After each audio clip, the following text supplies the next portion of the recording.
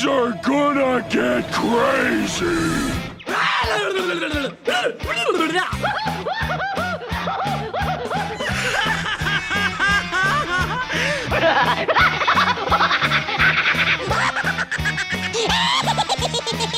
Most everyone's mad here.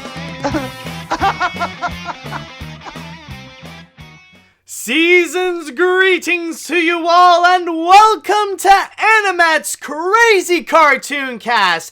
And today, before we get into the holiday spirit, because I know very soon it's going to be the holiday time where everybody is going to get together with their loved ones to celebrate whatever they go and celebrate, rather it be Hanukkah, Ramadan, Christmas, or any other holiday that they would go and celebrate, whatever way they would go. I figured, why not we go and have one more little round of AniMat's Crazy Cartoon Cast before we fully get ourselves into holiday mode, because there have been several interesting animation news to go and discuss, and I think we can all have some fun right here on today's episode of AniMat's Crazy Cartoon Cast. I have prepped up some stories, so I'm sure there are some that you are all familiar with, and that we could go and have a full-on fascinating discussion with it. So, and by the way, yes, I did actually get a haircut, so it's pretty much all to go and shrink it down a bit because it is the holidays. I gotta go and make myself look a little bit nicer. And also, special thanks to Daniel Is the Vasquez for subscribing to me, which, by the way, I might as well do that as a new thing to give a special thanks to those who would go and subscribe to me on Twitch, considering that this is live streamed. So, anyways, with all that said and done, why don't we go and start things off by getting this started, actually. So, I would like to go into the chat wall, and I would like to ask you guys, are you all ready for today's episode of AniMat's Crazy Cartoon Cast? Let me hear it, folks. Do we go and get this started? Should we go and begin this right now? Let's see, do we have people prepared? Alright. It looks like people are ready. People are set.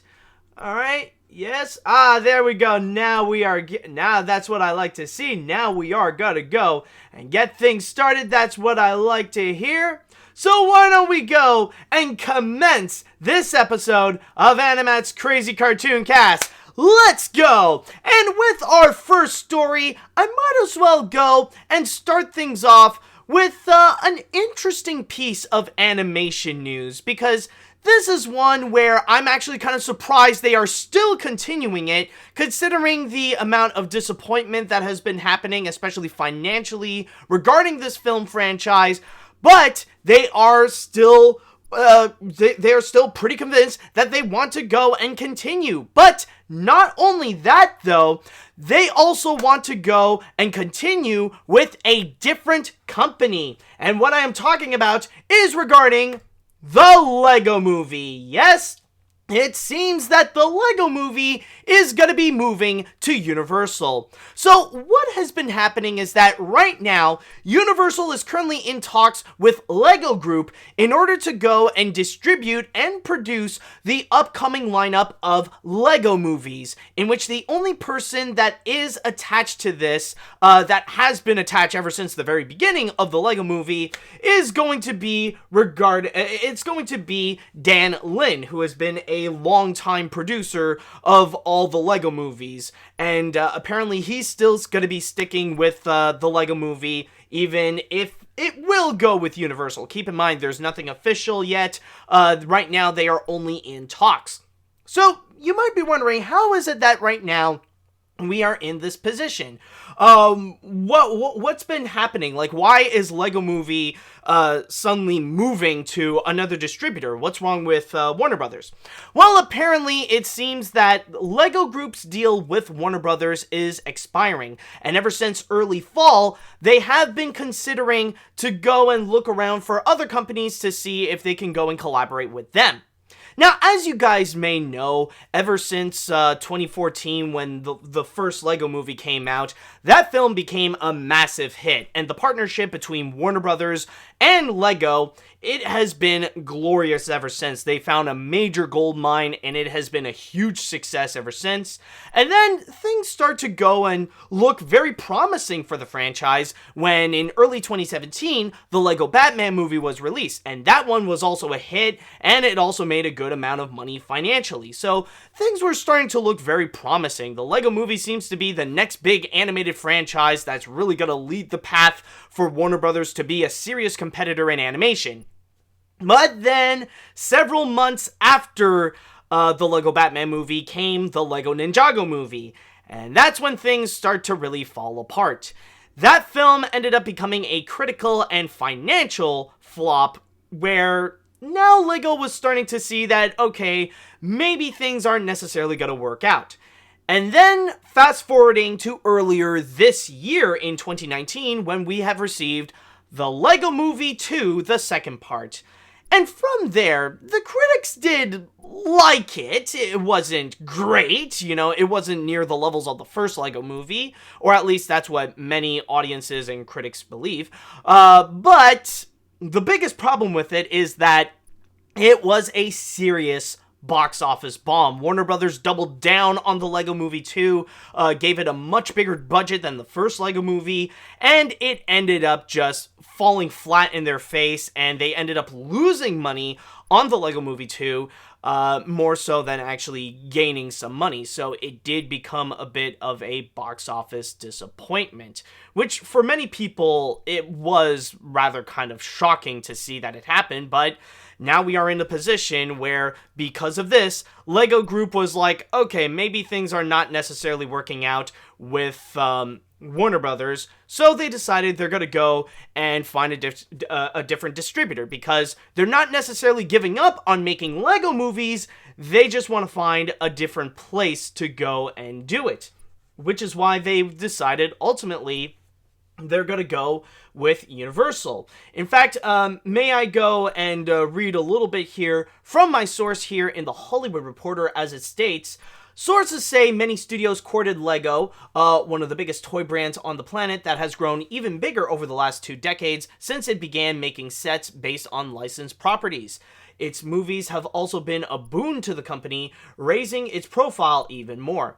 Lego and Universal seem to be a good fit on paper. The studio is light on name brand franchises, unlike rivals Paramount, which has movies based on Hasbro toys, Sony, which has the Spider-Man franchise, and the big behemoth, Disney.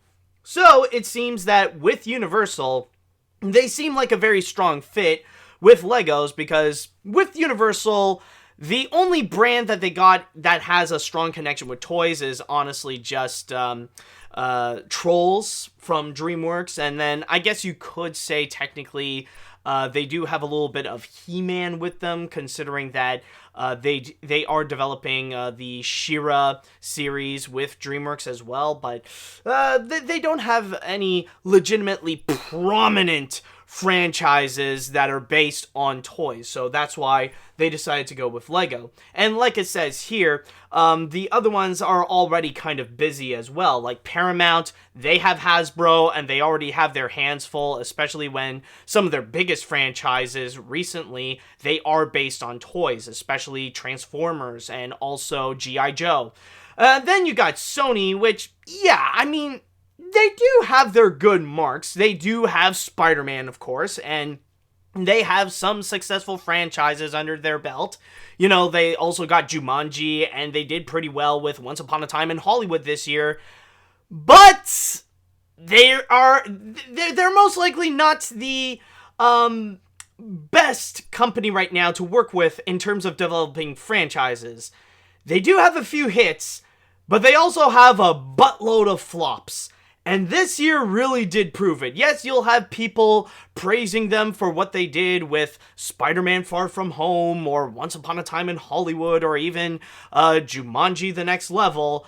But you cannot forget that they did lose a lot of money with many of their other films, like Men in Black International, or The Angry Birds Movie 2, or the reboot of Charlie's Angels.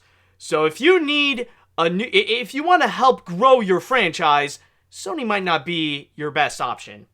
And then, of course, you also got Disney, which, well, it's Disney. I think they already got their hands full on literally everything else.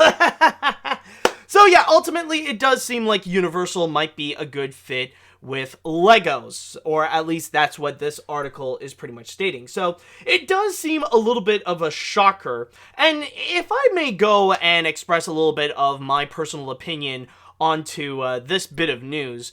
At first, I will say that I was kind of surprised to hear this, but then the more I think about it, the more I can see where Legos can survive as a legitimate film franchise. Because when I first heard of this, at first, there was a little bit of resentment, and I don't necessarily mean something that's, like, really bad, more like, okay, like, I had a bit of a feeling that, alright, you know, we had enough of the Lego movies, and especially this year, it really did prove how the Lego movie franchise is pretty much dead, not just because of the failure of the Lego Movie 2, but because nobody else can really go and profit off of the Lego Movie anymore, mainly because of Playmobil the movie, which has now become one of the biggest animated box office bombs of all time, or even one of the biggest box office bombs in history. So it really is kind of a dead franchise, and the way that they're still trying to push the Lego Movie, it's just like, at first I felt like, okay, come on, that's enough, like, we don't need any more Lego movies, can we have something new instead? But then I took a pause, and I thought about it a little bit, and I could see a little bit of the potential. I could see how there could be a way for the Lego Movie franchise to go and continue. And especially with the way that they want to go with a brand new distributor, maybe it could actually be a good thing for the franchise if it wants to continue, if it wants to go and grow. And the main reason for that is because I did think about this, and considering that things are not necessarily going well currently for the franchise and that people are already getting tired of the Lego Movie, I think it could be time for the Lego Movie to have a bit of a reboot in a way. And I don't necessarily mean like literally make a Lego Movie reboot or like some kind of Lego Movie remake. I'm not saying that at all. Keep in mind, the franchise is still young. It's only been 5 years since the first movie came out, so I'm not saying that we should go and like do another Lego Movie, but what I mean is more like to go and make a new format for the Lego Movie, to give a new vision of the Lego Movie. And what I mean is that the biggest reason why right now the Lego Movie franchise is pretty much done, why it's pretty much stale, and why very few people are even interested, or at least as much as they used to be, is mainly because the current format right now of this highly meta, fast-paced comedy that's been established by Phil Lord and Chris Miller, it's already getting old. Like, that thing is already passé. It's done. People are no longer interested. It's time to move on, because we are at the point where right now it feels like they're kind of repeating the same movie again and again and again, and it's only until that you could repeat it so much to the point where now it's starting to have problems and you're giving it to some incompetent filmmakers or incompetent executives where they would go and completely ruin the format, where it's no longer enjoyable anymore, and it just feels repetitive, and it just feels stale, and it just ends up feeling unoriginal. Like, it's no longer fresh as much as the first time that we would go and see it. Now, from there, I would also like to go and emphasize of the fact that what really did prove me on this is regarding the failure of the Lego Movie 2. Because you gotta keep in mind, it's not just the fact that they still kept that same format onto the Lego Movie 2, but didn't receive as much praise as before, but it's also because that we are at the point where the Lego Movie franchise is dead, and not even Phil Lord and Chris Miller can go and fix it, especially with the Lego Movie 2. Yeah, sure, with the second film, they didn't necessarily direct it, but they were still heavily involved with it in terms of being executive producers and also being the writers. They're just one step away from redoing the Lego movie all over again. Like they're one step away from actually being like the full-on creators, the people who are heavily responsible for it.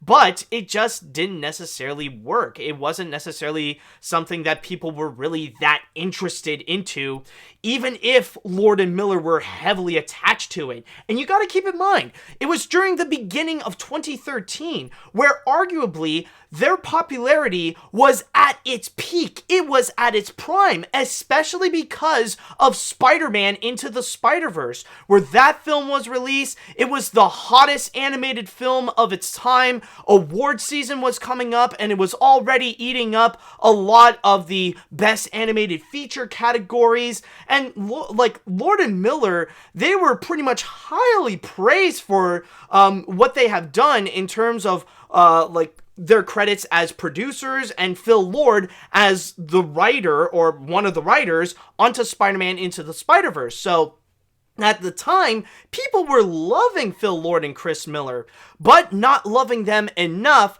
to fully go and support them onto their other works, like the Lego Movie 2, where debatably, their contribution to Lego Movie 2 was a lot bigger than on Spider-Man Into the Spider-Verse. But apparently, that doesn't seem to be enough, because right now, people already seem to be a bit tired of the format, where we already got a bit too much of the Lego Movie, not just with the first film, but also with some of the spin-offs where Lego Ninjago Movie came in and already made the format a bit tiresome, and already we are getting a lot of rip-offs as well, where the contribution of the Lego Movie seems like it's doing a bit more harm than actually do some good, especially where it ended up getting some really bad rip-offs. And then you might remember the old days of the Lego Movie effect, where some people think that, oh, you can literally make a movie based on anything and it could turn out good, just like the Lego Movie. But at the end of the day, we end up with some of the worst animated films released in recent years. Not just Playmobil the movie, but also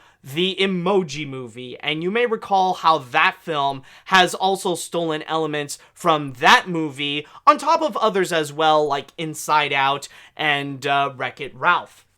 So right now, what the Lego Movie truly needs, if it wants to continue, if it wants to thrive as a film franchise, is to let go of the Phil Lord and Chris Miller format, to have them leave the Lego Movie franchise and have a new person step in to give the Lego Movie a fresh image, a new vision, in order for it to go and continue, to see how others would go and play with Legos. That's probably the biggest thing that it would need right now. If it's going to continue with that same old format again and again, then it's just going to end up being like The Simpsons, where it's been going on for so long and it keeps on doing the same thing over and over, where now it just becomes a bit tiresome. And I think ultimately that would probably be for the best. And I know that there are a lot of people out there that still really like the Lego Movie 2, and they still do enjoy the Lego Movie format of the highly meta, fast-paced comedy. They do like that. But for me, I feel like it is for the best when there is a bit of an end to something, so that we can move on to a brand new chapter, where I think it's probably best for something to be, I guess, like, in a TV show perspective, it's probably for the best if something would end up like Gravity Falls or Avatar: The Last Airbender, where it is short, but it did end where it did end at a point where everybody was still really loving them, unlike The Simpsons, where it's still going after all these years, literally decades right now, considering that just recently it did turn 30 years old, where now, like, people are just getting sick and tired and are really anticipating for it to be over soon, so that, like, we could just have this be over and done with, and that we can have finally a time to look back and be thankful for the contribution The Simpsons has done. So honestly, it really is like that old saying in The Dark Knight. You either die a hero or you live long enough to see yourself as the villain. And I don't want to see this format become the villain where people are sick and tired of it, that they hate it, and hopefully with Universal, they can actually go and do that. So with that said, how are they going to, if it actually does happen, if Lego Group and Universal does ultimately decide to go and collaborate, what is it that's going to happen? Are they going to continue making animated Lego movies? Are they going to go and find a new way to tell them? Are they going to be a little bit more serious? Are they going to be a little bit more comical? What are they going to do? Honestly, I don't know, but for now, some people are speculating that, well, considering that the Lego Movie is an animated franchise, there is a high possibility that the next Lego movies are going to be either from DreamWorks Animation or from Illumination. I don't know where they're going to go with this format. I don't know if either way is going to actually happen. I'm thinking right now is going to be a bit of a wait and see, because for now, this is just like, in the preliminary talks, this is just the beginning of something else. We don't know if it's going to fully happen, but I think this is going to be more of a wait and see kind of thing. Like, beforehand, let's see if there is going to be a collaboration before they would go and reveal any ideas with what they want to do with the upcoming Lego movies. Rather, if they want to go and extend the franchise with what they've already done with Warner Brothers and Phil Lord and Chris Miller, or if they want to go and give a new vision, give a new chapter to Lego movies and try something new with it. Who knows? But for now, it does seem like a very fascinating piece of news that not only does Lego still want to make more Lego movies, but they want to do it without Warner Brothers. So it is going to be pretty interesting. And I mean, also, I just would like to add, I mean, even Warner Brothers knew that, like, their time with the Lego Movie is pretty much up. That's why not that long ago, they actually revealed that they are going to be collaborating with Funko in order to make movies based on Funko Pops. So, essentially that is going to be what's replacing the Lego Movie. But for now, I don't know. Maybe it's going to happen, maybe it's not, but well, let's just wait and see with what happens. It could be good, but I don't know. For me, all I could say is just, let's wait and see. So with that said, I would like to go into the chat wall, and I would like to ask you guys, what do you think of the potential merger of Legos and Universal? Do you think it's going to happen? Do you think it's going to be a good idea? Are there any movies that you would like to see coming from Universal? Would you like to see a DreamWorks Lego movie or an Illumination Lego movie? Let me know what you all think. Oh boy, this is gonna be quite interesting. Let's see now. The story actually kind of reminds me of how the Chronicles of Narnia switched from being produced by Disney to Fox, how Paddington movies switched from Weinstein Company to WB, and how even the Aardman movies kept switching around to various distributors, from DreamWorks to Sony to Lionsgate and etc. This seems quite a turn for the Lego Movie franchise. I'll wait and see.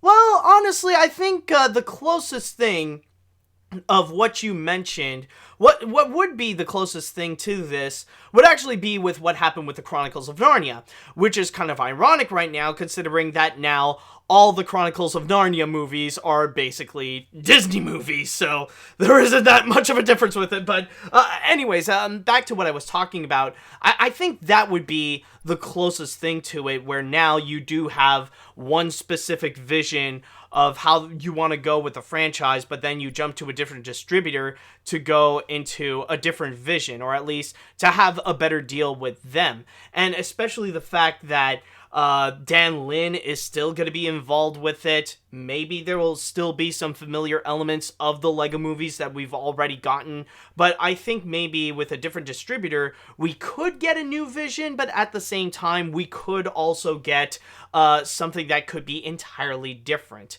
So I think it's more because of that. The other examples that you did brought up, they are pretty good. I'm not going to deny that, but they are definitely of completely different circumstances, especially like with Paddington. Well, with the Weinstein Company, company, we all knew what happened with the Weinstein Company. And then with Aardman, well, that company is an entirely different studio in itself. That would also be like bringing up DreamWorks Animation and how they jumped from different distributors, where they started out with Paramount, and then they went with 20th Century Fox, and now they're completely owned by Universal. So there is that. Let's see. I am kind of surprised with this news. Even though Lego Movie 2 underperformed, the other movies were still successful from Warner Brothers, similar to how even though Solo disappointed, Disney is still continuing it because the others have been so successful. Hope Lord and Miller is involved in some way. Well, honestly, that is what I'm trying to say. I think for the Lego Movie to survive is for Lord and Miller to actually not be involved. What I mean is that they need a new vision. They need a new leader to go and bring the Lego Movie towards a new direction, because even with Lord and Miller being involved, that doesn't necessarily mean it's going to be a hit. Like the Lego Movie 2, Lord and Miller were heavily involved, and it still didn't get people that much interested, even at the peak of their popularity when Spider-Man Into the Spider-Verse was fresh. So honestly, I would have to disagree with you. I think for the Lego Movie to survive, they need to remove Lord and Miller. They would have to split, like, they gotta split ways in order for it to survive, and also in order for it to keep itself fresh. That's kind of the big thing that I wanted to go and emphasize, and probably the best thing for the Lego Movie right now. Let's see now. On one hand, if this is settled, I do hope that Universal will do as much as they can to help the future Lego movies get successful, especially Lego Batman 2 and the Billion Brick Race.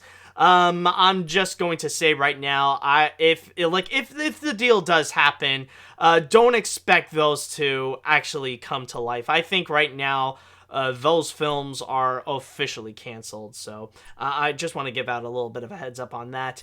But knowing Universal, they seem to care a lot about profit more than story and creativity. Illumination is a good company, but they never seem to step out of their safe zone, and DreamWorks hasn't had a humongous hit with their movies since Shrek 2, so I don't know if Universal is the best company for Lego. Well, I mean, in Universal's defense, if I could play devil's advocate, like, they just got DreamWorks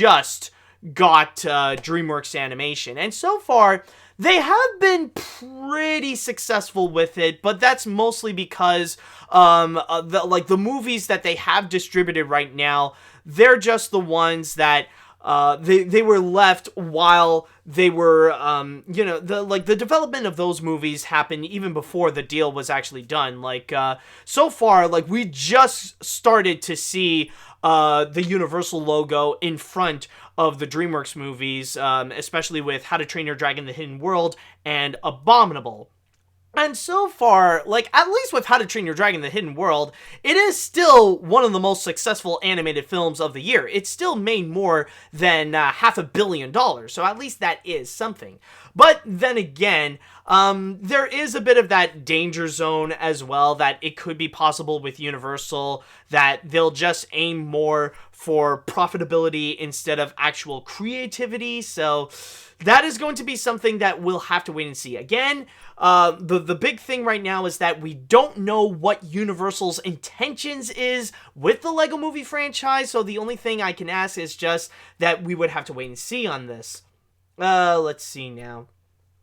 I'm honestly kind of curious to see how this plays out. As someone who particularly enjoys the Lego Movie, yes, even Ninjago, I really hope that Animal Logic returns to animate the new movies, since the animation is one of the biggest players in my enjoyment. It'd be a shame that we may not be getting any more Batman, but I'll go with an open mind. Who knows? Maybe they'll introduce a quadruple-decker couch set for what Lego calls the low price of $39.99.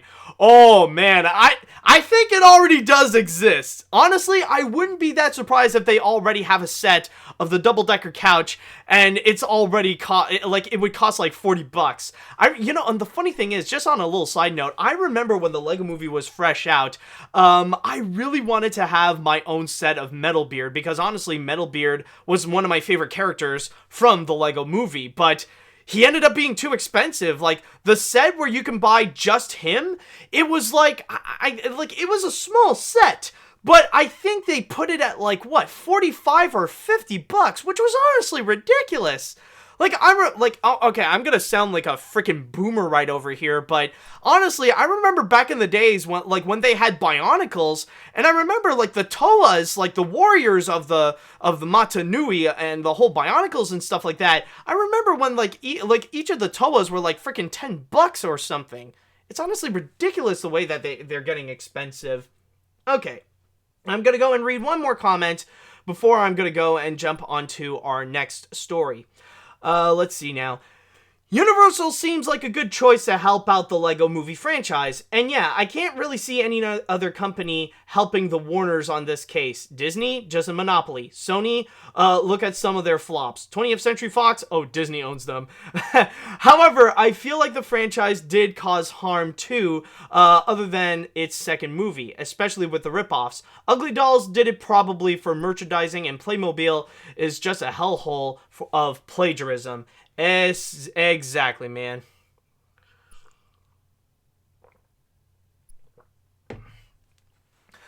Alright, now, we got the Lego Movie done, and we shall see in the future, maybe in 2020, there will be some major news with the Lego Movie that they will be with Universal, but we shall wait and see.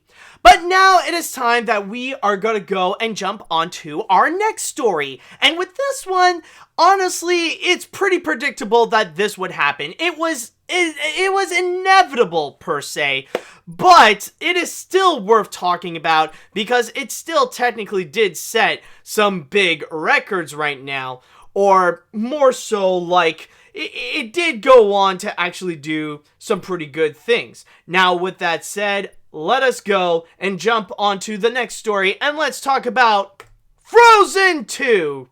Yes, it is official, folks. Last week, actually, during its 4th weekend, Frozen 2 has managed to be a $1 billion hit. As I stated before, on its 4th weekend, right when Jumanji: The Next Level was released, Frozen 2 managed to cross the $1 billion mark at the box office, which officially makes it Disney's 6th movie, or technically 6.5 if you do count Spider-Man Far From Home, since technically they did make that movie while Sony was just distributing it and collecting the money. It has become the 6th movie to cross $1 billion for Disney, right behind Avengers Endgame, Aladdin, Toy Story 4, The Lion King, and Captain Marvel. It has also become the 8th movie this year to also become a movie that has crossed $1 billion if you also go and count Spider-Man Far From Home and also Joker. But also, from there, it has also set several other records where if you look into all the animated films, Frozen 2 has officially become the 10th animated feature in history to cross $1 billion, and the 3rd to do so, oh, excuse me, but as I was saying, it is also the 3rd to do so from Walt Disney Animation Studios, behind the first Frozen and Zootopia.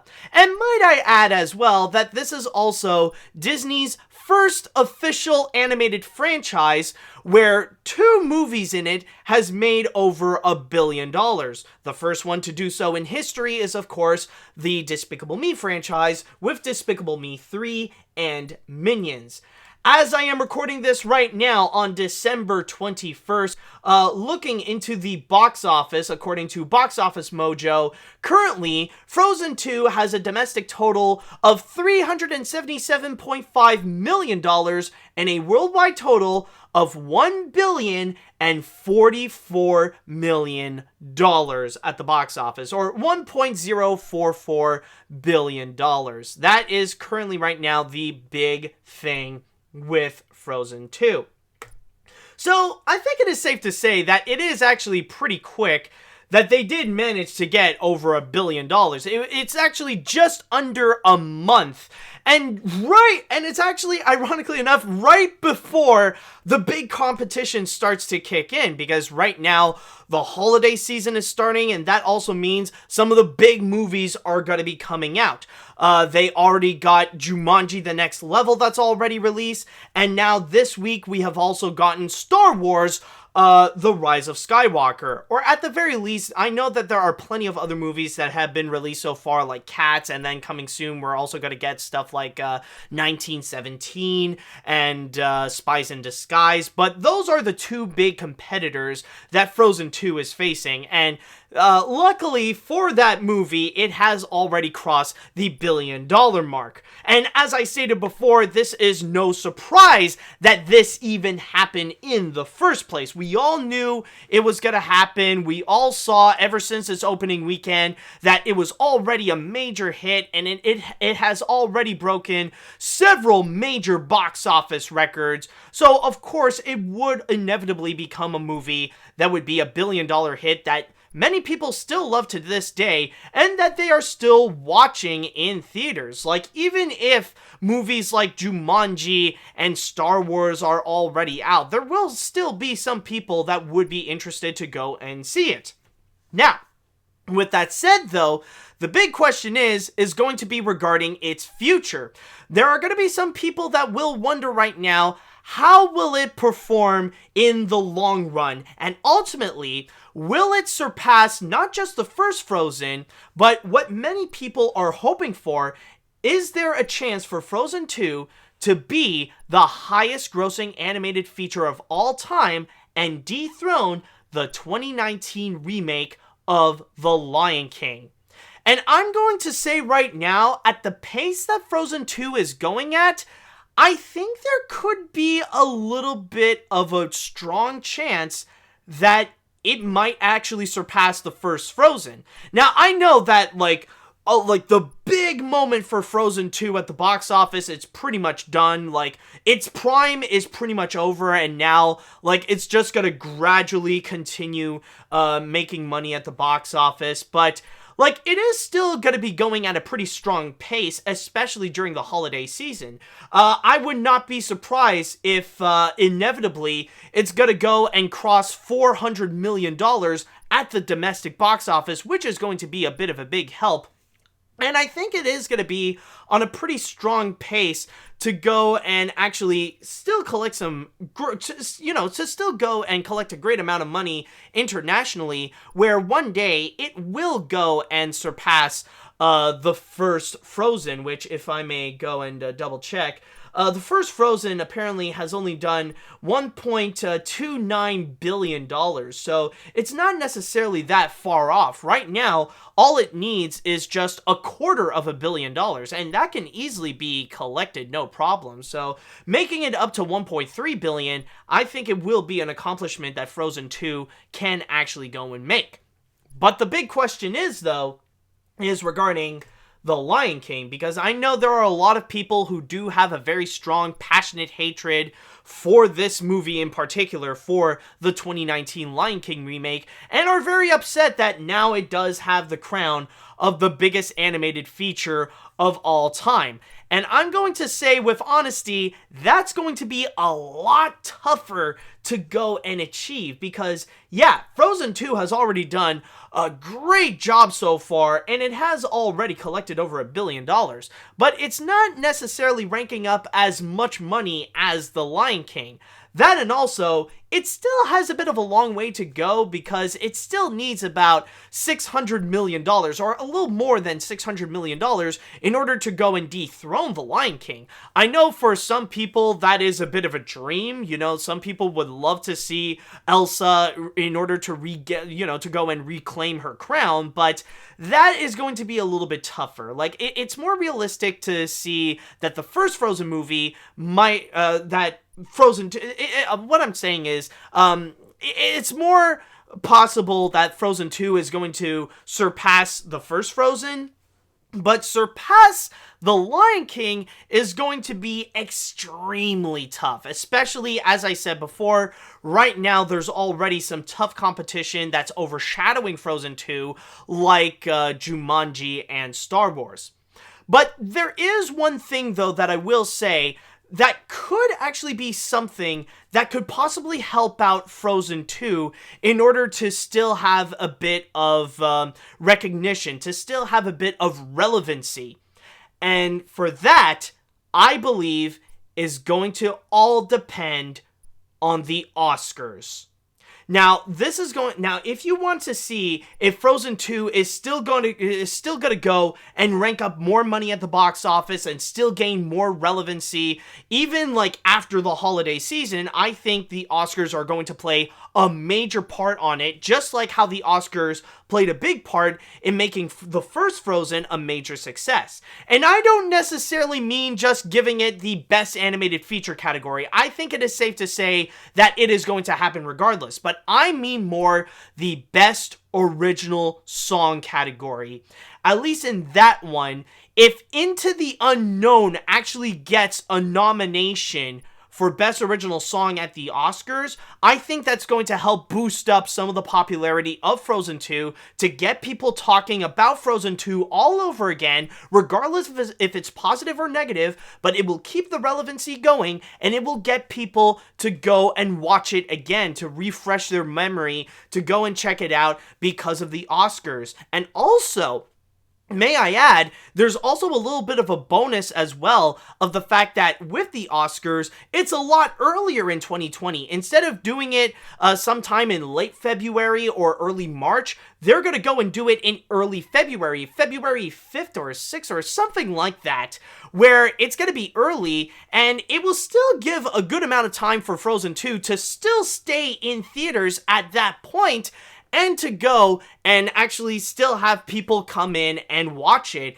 And that could probably be a major boost to go and help collect more money and still keep some relevancy even throughout 2020, where it could still stay strong against Jumanji and Star Wars, and eventually maybe surpass the first Frozen. And who knows, maybe that could be a big push to go and help it surpass The Lion King as well. That is going to be something we will have to wait and see, and we're just going to keep an eye out during 2020, or at least during January and February, to see how Frozen 2 is still going to be. Who knows? Maybe it's still going to be highly popular to the point that the whole media release is still gonna be the whole media release will be on while Frozen 2 will still be in theaters. I know it's extremely rare, but those moments actually do happen. It's kind of crazy, but yeah, it's still highly possible that it could still be popular to the point where Frozen 2 could still be staying for theaters for a few more months, that there's still some good juices going for it. So that is going to be something that I believe we will have to wait and see on it. But for now, I think it is safe to say that Frozen 2 is a massive box office hit. So I would like to go and say a major congratulations to the people at Disney for creating another billion-dollar hit, and with Frozen 2 becoming, well, essentially, like one record I forgot to mention, that this has essentially become Disney's most successful animated sequel that they have ever done. Actually, is it? Wait, I just need to double check, actually. I just realized, it's like, wait a minute. Wait, does that also count the Pixar films? Oh yeah, I think, okay. Wait, I almost forgot Incredibles 2. Okay, well, it has yet to surpass the level. Okay, like maybe for Disney Animation, it is the most successful sequel that they have done, but I think we'll give it some time before it will go and make more money than the Toy Story sequels and Incredibles 2. So we'll give it a little bit of a wait on that.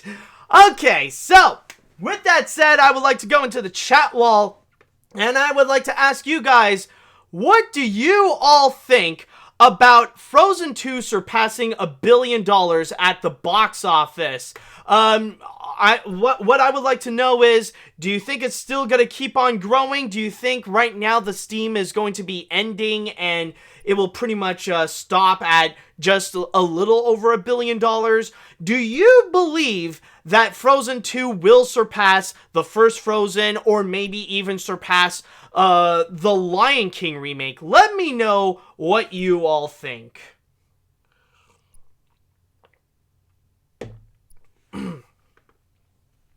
Alright, let's see. I'm not surprised. I mean, come on. The movie was based on a successful franchise. Well, actually, it's based on a successful movie. It's like, there's just the one movie, maybe a couple of shorts, and then Frozen 2. Anyways, I was right when I said on your show that Frozen 2 will make as much money as the first film. I never saw the movie, but a lot of people did. And, oh, there it is. Sorry, it's just like it popped up in a random place, but I just need to find it. Anyways, well, make it that and made Frozen the most successful franchise. Also, I must ask, can I be a guest in your podcast? Oh boy, oh god. Of course, I'm going to get people. Yeah, no, yeah. Don't ask me. Just don't ask that, please. You know. All right. Anyways, going back to what I was talking about. Alright, I thought Frozen 2 was just fine, but it's a popular franchise and people are anticipating it, so it was going to make $1 billion no matter what. I find it a bit uncomfortable that Disney has so much of the $1 billion movies, especially this year, and they have benefits with Spider-Man, but it's the way of the market, so what can you do about it? Even if Frozen 2 dethroned The Lion King, it's the same company, so the money is going to the same place no matter what. Yeah, and I've said this plenty of times before, but considering that this movie has, considering that Disney has been making the most successful film so far in this year, including the highest grossing film ever with Avengers Endgame, who can you really blame for that? Like, who can you really blame for Disney to become a major monopoly? Is it all Disney's fault, or would you go and blame the people who consume the Disney products and buy tickets to see their movies? That's all I'm saying. Whose fault is it? Is it Disney, or is it the people consuming Disney? So that's the big thing there. All right. I am proud of Frozen 2 hitting $1 billion. I don't care if it beats the Lion King remake or not, as long as it does better as the first movie. But hey, if people want to see a good musical movie for the holiday season, we got Frozen 2 because Cats turned out to be pretty bad. Oh, yeah. Oh, my God, yeah. The frenzy that's going on with Cats. Oh, that's a whole story in itself there. Okay, anyways. I'm not surprised to see Frozen 2 becoming the 6th Disney movie to gross $1 billion, not counting Far From Home though, because it is still a Sony movie with their own product placement in there, which they know for putting their own product placements is in almost all their films. Everybody loves this film as much as the first film, so it's not surprising to see this film break the record. Maybe it'll get to the first film, but that's it. Congrats to Disney for dominating once again. Okay. Not many people. I'm surprised not many people actually do have hope for it to surpass The Lion King. All right. Anyways, I'll go and read 2 more before we'll go into the next one. Major props to the Disney team. Major props to the Disney team for creating yet another major hit this year. I've not seen the movie yet, but I'll check it out at some point. Whether in theaters or like how I watched Moana for the first time on a plane, just to see what all the hype is about. Here's hoping it surpassed the weird Disney nature movie and becomes the highest grossing animated film of all time until the release of Shrek 5. Oh god, I completely forgot about that. Is that still gonna be a thing? I am honestly scared. Alright, let's see now. Alright, one more. It really depends on how it might make it to the box office. Keep in mind, it really has some serious competition next to the film Incredibles 2 or the Marvel films, even Disney-owned products. It may really depend on how people really care to see Frozen 2 compared to the original. I know it's a great movie, but I did hear it's not as good as the original, unfortunately. Well, yeah, but then again, is it, like, even if there are people out there who don't find it to be superior than the first, is it really going to stop them from seeing it again and again? You know, that's the real question right there. And especially considering that it is the holiday season that's coming up, there are going to be people who would associate Frozen with the holidays, especially with the Frozen theme, that it is a winter theme, a winter wonderland per se. So there are going to be those people who will treat Frozen like a holiday movie, so they'll treat Frozen 2 as well like another holiday movie, even if it is more like a fall theming that is going on. I mean, Elsa still has her ice powers, right? Then you can make that associated with the holidays.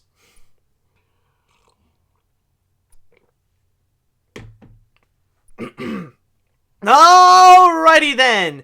With that said, let's go and jump on to our next story that we got.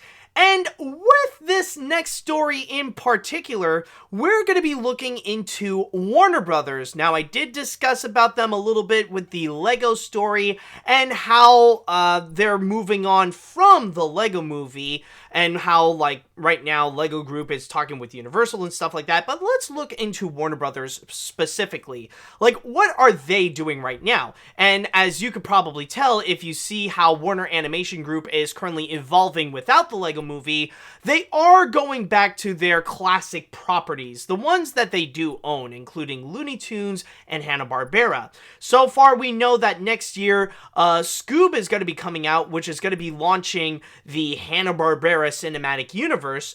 But then, after that, we also have a little bit of a return of the Looney Tunes franchise. We know that Looney Tunes cartoons is going to be a big thing that will be coming onto HBO Max, but at the same time, apparently another big thing that they will have is live-action animation hybrids. And one of them that they do have lined up is going to be the Wile E. Coyote movie. Yes, the big news actually came out that apparently Dave Green has signed on with Warner Brothers in order to be the director of the upcoming Wile E. Coyote movie, which, for now, the only thing we do know about it is that it has the title of Coyote versus Acme.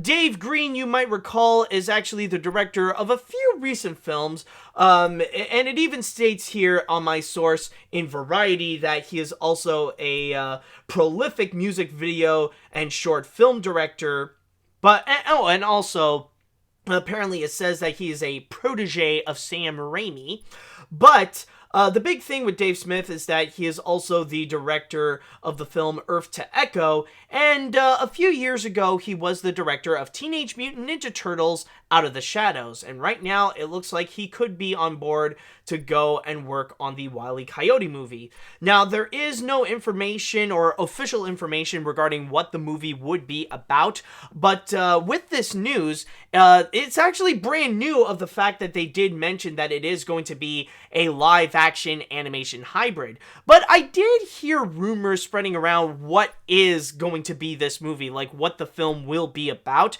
and apparently it's going to be a courtroom movie where Wile E. Coyote is teaming up with this attorney, or the attorney is bringing on board Wile E. Coyote in order to go and sue the Acme Corporation, because if you guys know the Wile E. Coyote and Roadrunner cartoons, the Wile E always goes out and buys some kind of wacky Acme product in order to go and catch the Roadrunner, but every single time they would mess up in a slapstick and hilarious comedic fashion. So from there, it looks like Wile E. Coyote is finally getting his revenge against Acme for all the failed products that he has received, and not even once do they ever work in terms of catching the Roadrunner.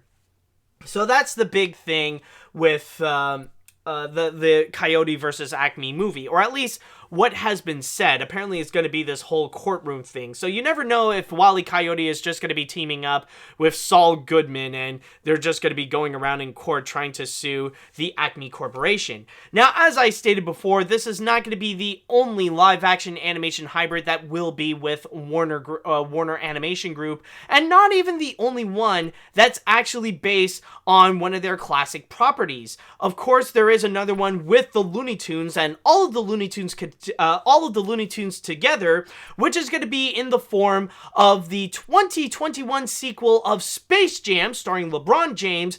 And then we also got next year where Warner Brothers is going to be releasing the live action animation hybrid movie of Tom and Jerry, which it even says here already has some live action stars in there associated with it, including Chloe Grace Moretz, Michael Pena, Rob Delaney, and Kevin Jong.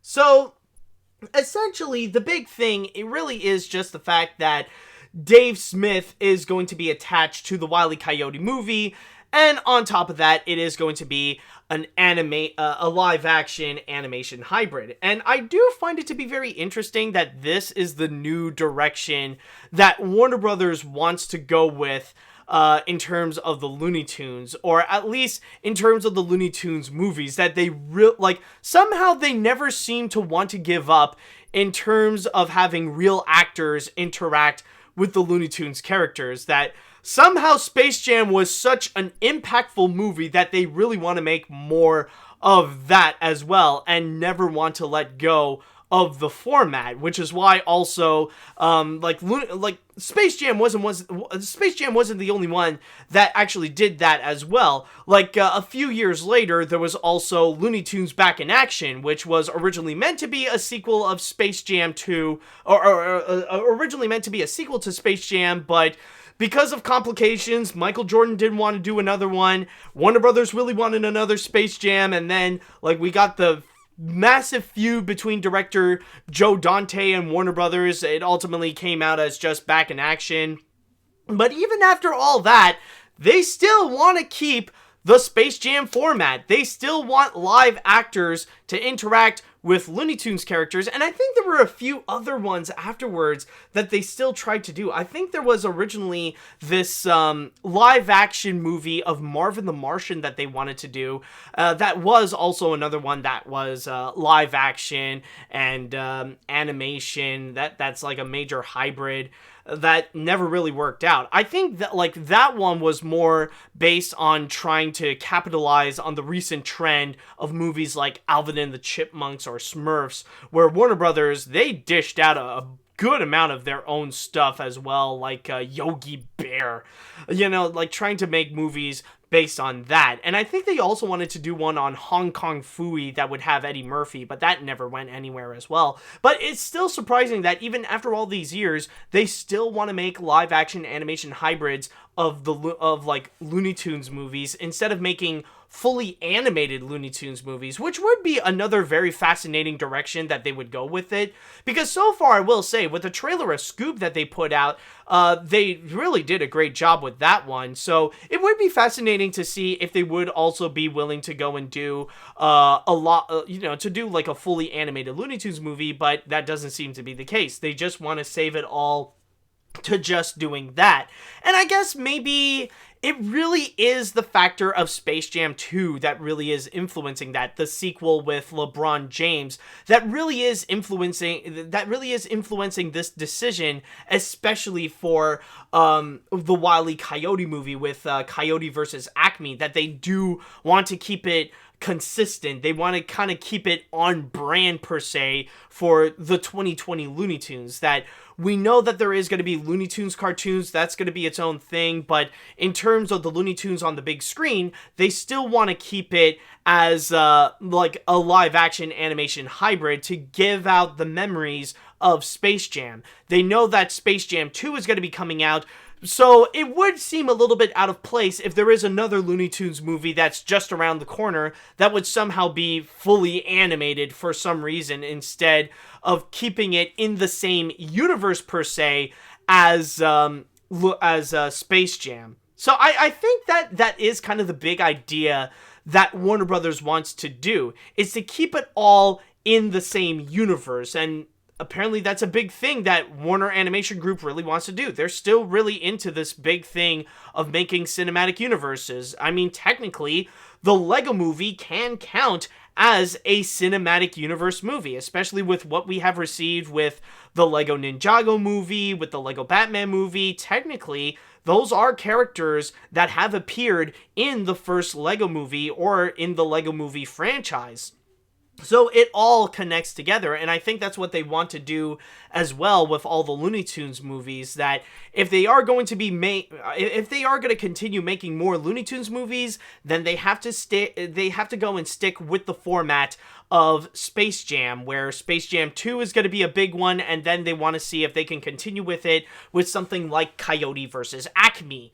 But in terms of the movie itself, how is it going to be? Would I go and trust Dave Green to go and direct this movie? Well, to be honest, for that, I would say I don't necessarily know. For me, unfortunately, I'm not all that familiar with his works. I have yet to actually see for myself movies like Earth to Echo or any of the recent Teenage Mutant Ninja Turtles movies, so I can't really confirm for myself if this is actually a good idea or not to have him on board, or if he would legitimately do some justice for Wile E. Coyote. Hopefully he does, but I don't know. I think this is going to be one that we will have to wait and see. Now, Coyote versus Acme is still way long in development. It's not happening anytime soon, so this is going to be something that we will have to wait a few years to see what's going to be happening with this movie. So I know beforehand we will be getting the Tom and Jerry movie again. That's going to be coming out at the end of this year, and also that we are going to be having Space Jam in 2021. So I'm expecting with Coyote versus Acme, that's going to be happening much later, like probably either in 2022 or in 2023. But again, that is going to be something we will have to go and wait and see. So with that said, let us go into the chat wall right now, and I would like to know, how do you feel about Dave Green directing this movie? Or how do you feel now that Coyote vs. Acme is going to be a live-action animation hybrid? Do you think that it's going to be a good idea for it? Do you believe that it's going to work out for it? Is it more beneficial for the movie? Do you think it might end up giving more problems than do anything good? Let me know what you all think.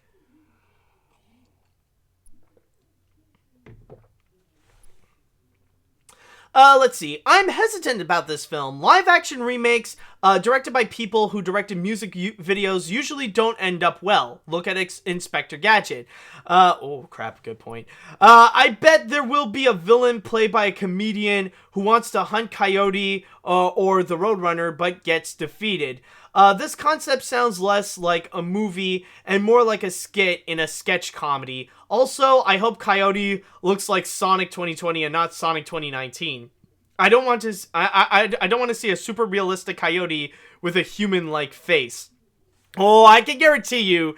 I think I could definitely trust Warner Brothers to actually get this right. That they're not going to care about like realism or anything, and they will keep Wile E. Coyote just like how he was in the in the classic cartoons. But I do understand your hesitation with it, because at the end of the day, we are talking about a movie based on a series of cartoons, or more specifically, a series of very formulaic cartoons that don't even have a story in the first place.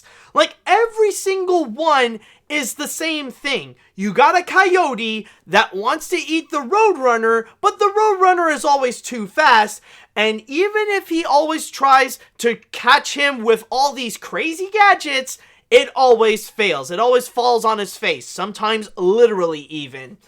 So, how can you go and expand that into a feature film? How can you expand that into a movie with a legitimate plot into it? That's not going to be easy, so I can understand the hesitation on there. So, of course, there will be some problems with it, and I don't think it's necessarily going to be on the visuals or the design of Wile E. Coyote and Roadrunner. I think that's going to be fine.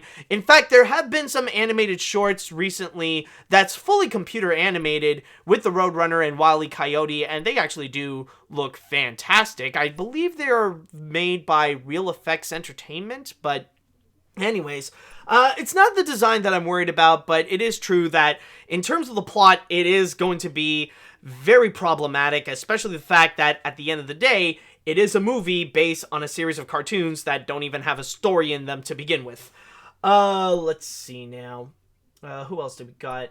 Gonna mix things up and find some new people to read some comments from. As interesting as a Looney Tunes court drama sounds, one big question I would have is how can Wile E. Coyote tell the truth, the whole truth, and nothing but the truth if he can't talk?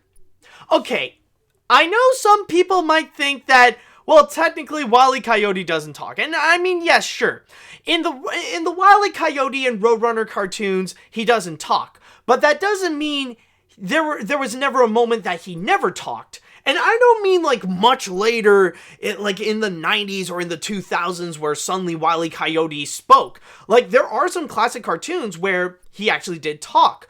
And it's not necessarily with the Roadrunner, but actually with Bugs Bunny. There have been a few times that Wile E. Coyote actually did collaborate with Bugs Bunny in some legitimate Chuck Jones cartoons where he actually did speak.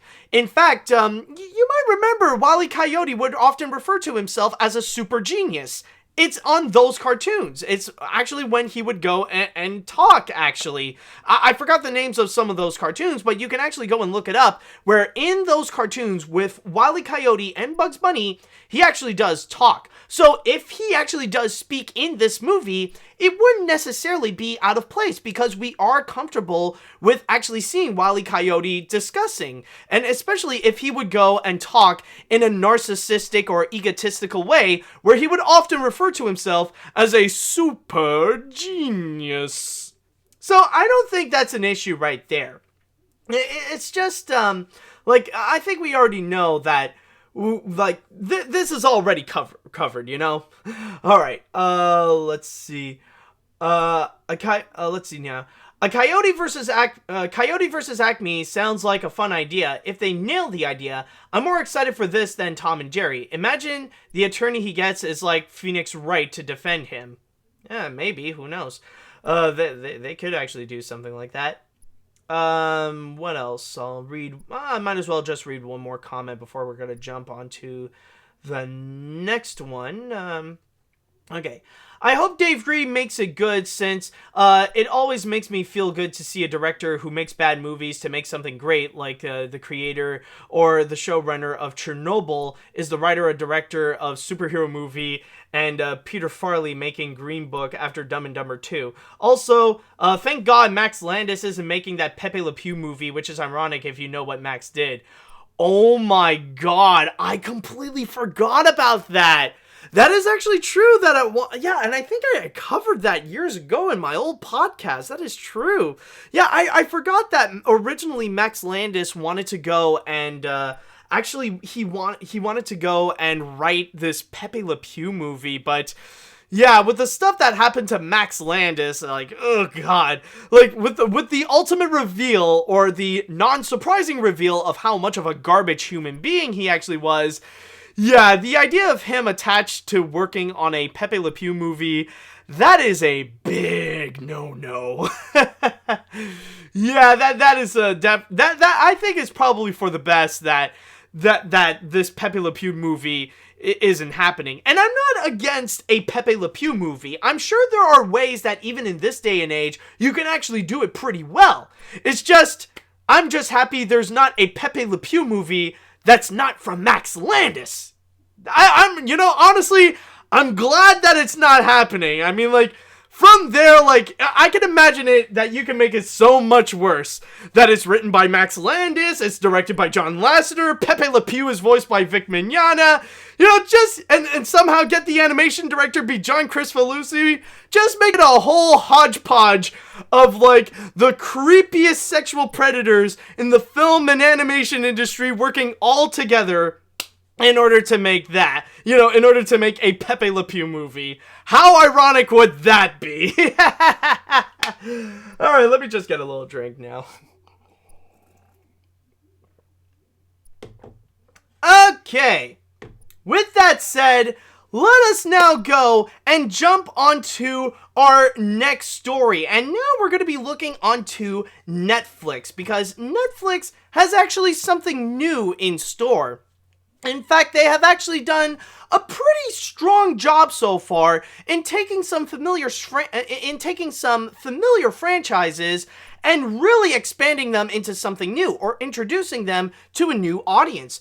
Just recently, they have actually revealed that they have done such a great job and actually ended up producing a very successful hit with Green Eggs and Ham, where this week they have revealed they are going to go and make a season 2. But that's not going to be the one that I will go and discuss. What I will talk about instead is going to be a complete reboot of an 80s icon, where this guy is going to be coming back to Netflix in a brand new and three-dimensional way. Excuse me. With that burp, allow me to introduce you, or reintroduce you to He-Man and the Masters of the Universe. Yes, Netflix and Mattel Television are going to be collaborating together in order to go and make a brand new computer animated series based on He-Man and the Masters of the Universe, which is going to be exactly called that. Reading from my source here on Animation Magazine, it states here, in terms of what the plot is going to be, please highlight this correctly, computer. Alright, there we go. It says, on the planet of Eternia, a young lost prince discovers the power of Grayskull and transforms into He-Man, Masters of the Universe. The classic battle between He-Man and the evil Skeletor rages to new heights, and both hero and villain forge new and mighty teams. A new generation of heroes fight for... let me reread that. A new generation of heroes fighting for the fate of us all. In the end, who will become Master of the Universe? And from there, so far they already got a whole group of producers and people that are going to be in charge, like showrunners, producers, and all that kind of stuff in order to go and work on it. They already got people like Susan Corbin, Jeff Matsuda, along with story editor Brian Q. Miller that's going to be working on this. Also, we got Rob David, Adam Bonnet, Christopher Keenan as well that are going to be working there. But on top of that, and it's not just going to be from those people, but also people from both Netflix and also Mattel Television. And on top of that, just want to add that the animation will be brought to us by House of Cool and CGCG, who has also done the computer animation of DreamWorks Troll Hunters. Now, on top of that, we also got a quote here coming from Mattel's SVP of Content Distribution and Business Development, Fred Sully, Fred Sully, as it states here. Masters of the Universe is one of the most iconic global franchises of all time, with a 30-year history and a passionate fan base. The entire team at Marvel is excited to introduce the world of He-Man to a new generation, and together with the talented team at Netflix, to reimagine the classic characters in a way that appeals to kids and families today, while also resonating with the fans who grew up with them. Now, this is not going to be the only one. It's not going to be the only thing that Mattel is doing right now in order to fully reboot the He-Man franchise. So far, this also includes a comic that's currently available right now, a comic based on He-Man that is from DC Comics, and there's also going to be a brand new toy lineup that's going to be coming out next year in fall 2020 that will be a reimagined version of the 80s toys. And on top of that, there is also going to be a feature film that is possibly going to be coming out on Netflix. Now, with this bit of news, I know that some of you are probably wondering, wait a minute, AniMat's, something doesn't seem right. Hasn't there already been a He-Man series that's already announced for Netflix? Well, the answer to that is yes. And that is actually going to be something that's a little bit more different, actually.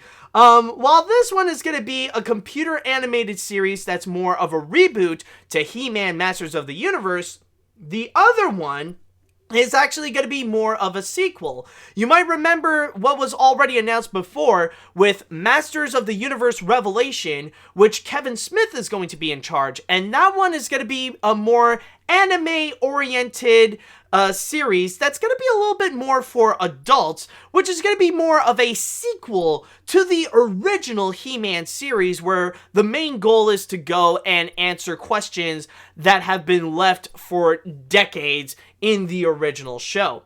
So with all this, it really is kind of interesting how Mattel is basically using Netflix a lot in order to really reboot He-Man. And it's not just with this one. Technically, She-Ra does count into that camp as well. You might remember the DreamWorks series She-Ra and the Princesses of Power, which is a complete reboot to the She-Ra franchise, and pretty much create a brand new show out of that. And that currently right now is one of DreamWorks' most successful series that they have going on right now on Netflix. And I guess that one really did resonate a brand new interest into this whole franchise, not just with She-Ra, but also with He-Man as well, where now slowly but surely he is gaining a little bit more relevancy, and that seems to be the big goal here with this He-Man franchise in particular, that they want to offer something to a new generation of fans, because with the old fan base of He-Man, they already got that covered. They already got something that's more serious, more epic, more anime-like with Revelation, so they already got that covered there. But this one is meant to be a reintroduction for new audiences, for a new generation of He-Man fans. In fact, in this Animation Magazine article, they even stated that what they want to do with this is a little bit of the same thing with She-Ra, that they are hoping that they are rebooting it in a way that it could still resonate with modern audiences.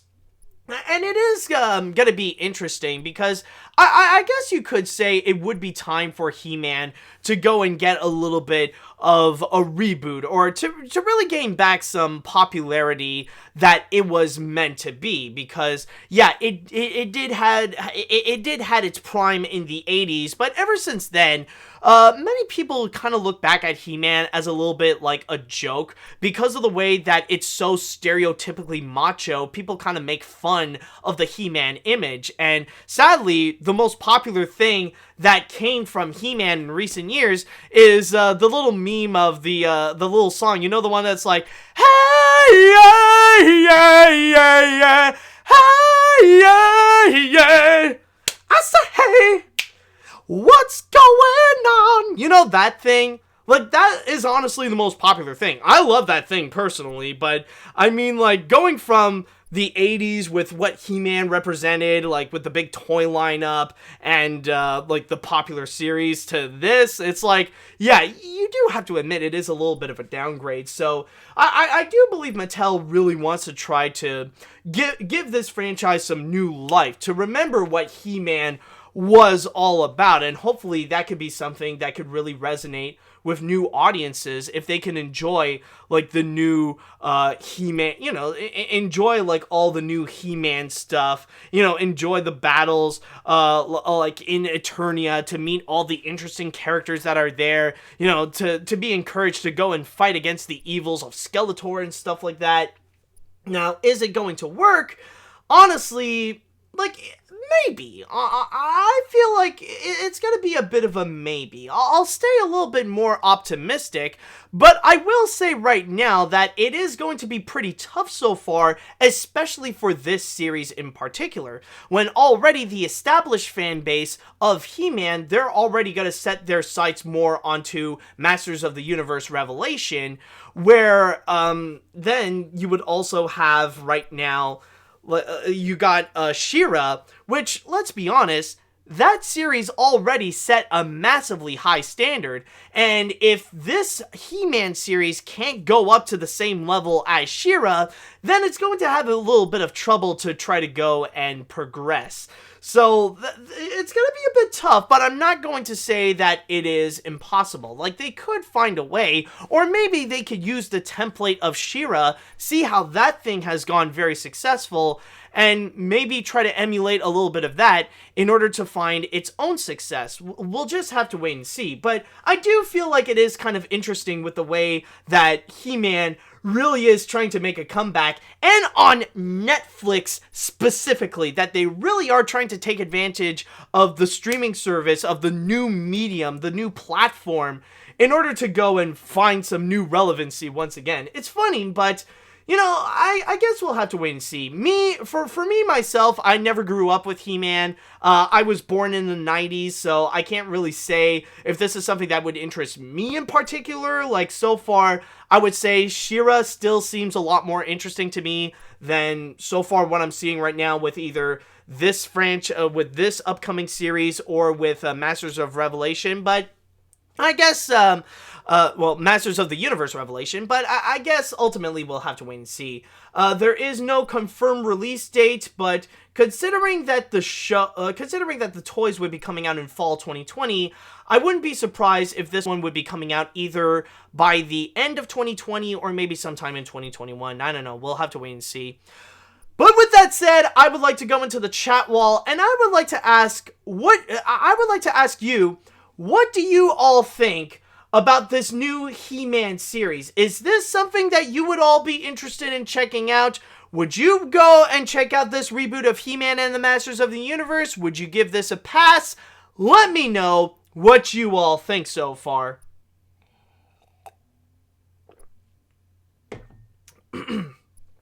Alright, let's see now. I have not seen He-Man, but I have seen the She-Ra reboot, and I liked it. But I'm wondering, is this gonna set in the same universe as the She-Ra reboot? But if they do that, or not, I'm still gonna check it out, to which I say, hey, yeah, yeah, yeah, yeah, hey, yeah, yeah. Sorry, I had to, but, yeah, I don't know. Like, I think it is going to be something that it will be a wait-and-see kind of thing.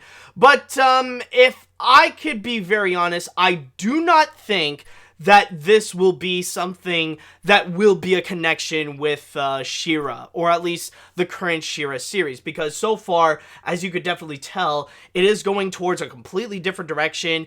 It's going to be fully computer animated, and plus the fact that the studio that's going to be working on it, it is just Mattel Television and Netflix. Like, if it were to be something that would inevitably end up with some kind of collaboration between this He-Man and the She-Ra that we have right now on Netflix, I feel like it would have been, like, I feel like DreamWorks would be somewhere here. Like, DreamWorks would have been involved here, but they're not. So that's the thing that I feel like there is going to be a bit more of a separation between this He-Man and the She-Ra that we have right now. Okay, let's see what we got here. This show looks awesome. I hope it captures the magic and action of the 1980s. It might satisfy the people who were dissatisfied by the She-Ra reboot, and I wonder how the people who call the reboot SJW will think of this. They will probably dislike it because the cartoon community combines the oversensitivity of SJWs and mean-spiritedness of the anti-SJWs.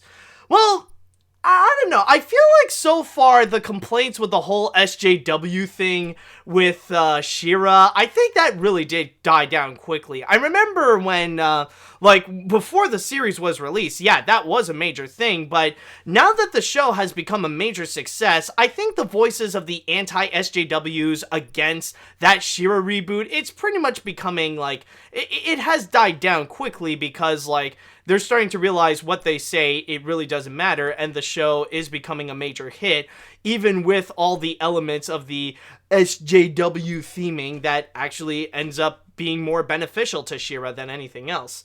I don't know if people are gonna still make some kind of big deal with the whole SJW thing with this series in particular, but I honestly don't know. Like, you can literally take anything and make it highly controversial and try to make a mountain out of a molehill out of, like, literally anything. You never know with the internet, is all I'm saying. Okay, let's see now. Sounds better than the infamous 1987 film from the Schlock Factory Canon Group, which made some of the worst film of all time, like Life Force, Dangerously Close, Cobra, and many more. Yeah, I think honestly that's a bit of a low standard. Like, if you're just gonna end up trying to make something better than that movie, I think it's gonna be a little too easy. I think, like, most things that you can get on Netflix are way better than that. Actually, come to think of it, is that movie on Netflix? I want to know. I am actually curious right now. Like, I wouldn't be surprised with all the, like, with all the He-Man comebacks that they want to do, they would also bring back, like, some of the old stuff. Or Actually, that would actually be very interesting if Mattel would go and bring back the old series onto Netflix on top of the new stuff as well. I mean, like, especially with Revelation, like, bring back the old series just to have a little bit of a recap of what happened beforehand. It could be a very fascinating strategy. It could be a strong strategy even. Let's see now. Who else do we got here? Just want to read another interesting question. Maybe not you. Or did I read you? Oh, no. I think I'll go with you, actually. I enjoy the new She-Ra series, and it even got me to read the creator's book, Nimura, which will be a Blue Sky movie in 2022, which I enjoyed. I don't have any connection to He-Man, but I want to see good stuff out there, so let's hope for the best. Also, I heard Sony is considering to team up with Netflix to produce the He-Man movie for their streaming service, similar to how Paramount currently has a deal with them. And thank God Sony and Paramount aren't making their own damn streaming service. Yeah, I did hear that too, and and that's what I've been hearing, because so far, some people may be surprised to hear, but business is really not doing well at Sony Pictures, even with the few successes that they had, like Once Upon a Time in Hollywood and Spider-Man. But from there, they decided in order to go and save up money, they would have to go and make movies in order to collaborate with Netflix. And so far, that does seem to be a bit of the direction that they are going to go with their He-Man movie, is that they will be collaborating with Netflix, and the movie will be released exclusively with Netflix. At least that's from what I've heard with that film. All right, I'll go and read one more comment before we're going to jump on to the next one. If I was an 80s fanboy, keep in mind I was born in 1994, I'd be like, that's not fair. He-Man gets to keep his manly body in the He-Man... Oh, God. Okay, but in all seriousness, I'm hoping it's good. I get to see the 2002 He-Man Cartoon Network, and I did like it a bit. I didn't see with She-Ra 2018, but maybe the show might help me become more manly than ever before, but... After that, maybe I'll peek a few more female-focused shows. Yeah, I mean, like, that's going to be a big test for He-Man to see, like, considering that He-Man has often been portrayed as stereotypically macho or manly, per se. It's going to be interesting, and I'll definitely give it bonus points if it can actually find a way to combat against toxic masculinity, to go and challenge the stereotypical depictions or stereotypical descriptions of what it means to be a man. So, honestly, if He-Man can fight against toxic masculinity, then I think we'll be in for a pretty good show.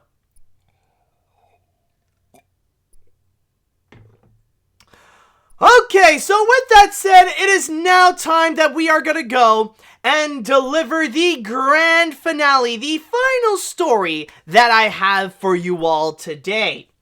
And with this one, I feel like we might as well go and take a little bit of a focus of a little theme that it has been starting to progressively continue onto this podcast. Considering that award season is right around the corner, might as well go and wrap things up with the short list from the Oscars. Yes, if you guys have heard, the Oscars has revealed all the short lists of the remaining categories that has not received one. In fact, 9 categories have gotten their short list of the preliminary movies that could possibly get a strong chance to be nominated for an Oscar for the next Academy Awards.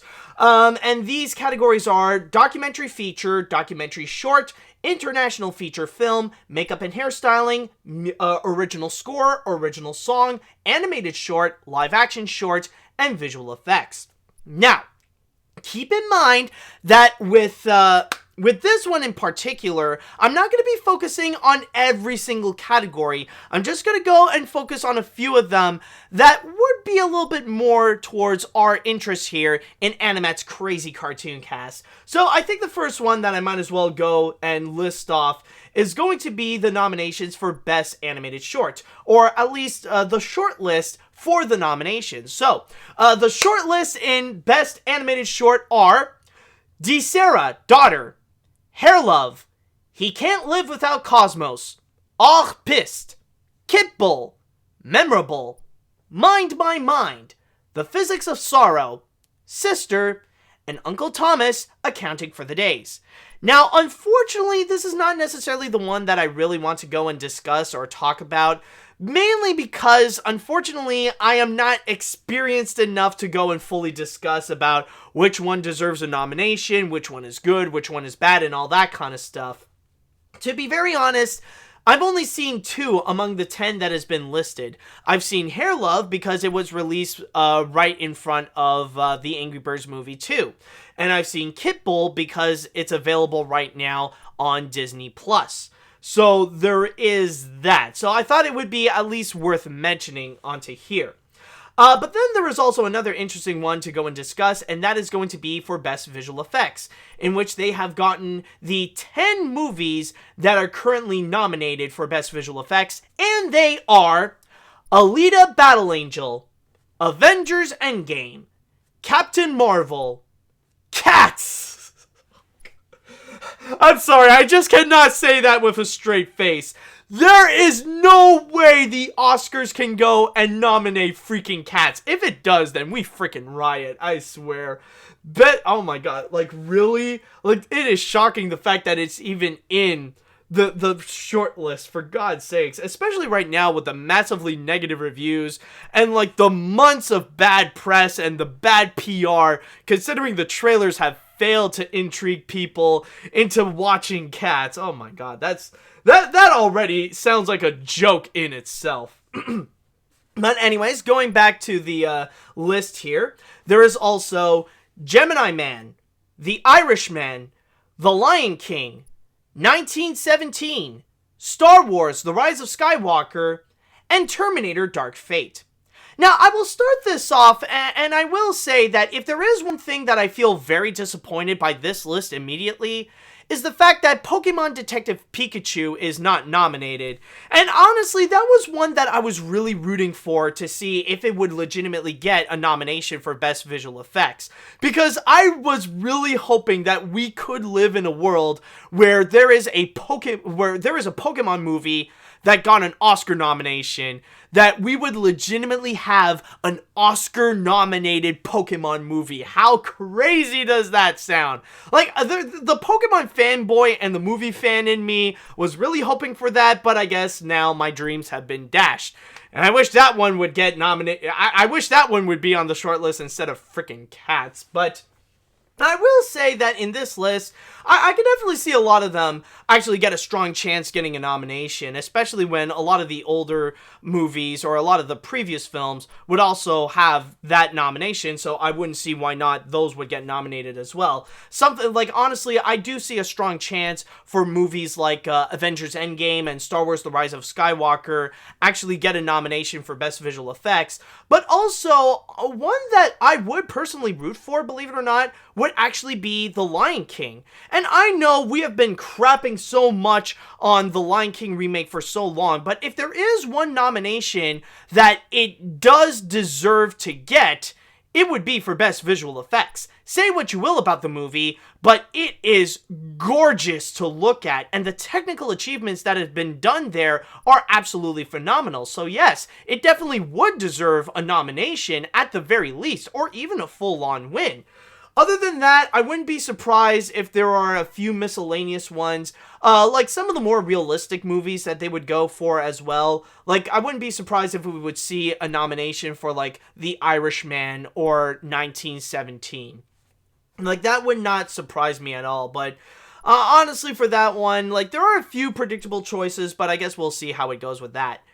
But the one that I really would like to talk about, the one that I feel like it is very interesting to discuss, especially for us animation fans, it would actually be for Best Original Song. Now, there are 15 songs that are nominated, only 5 of them can be going in, but there are a lot of very fascinating choices.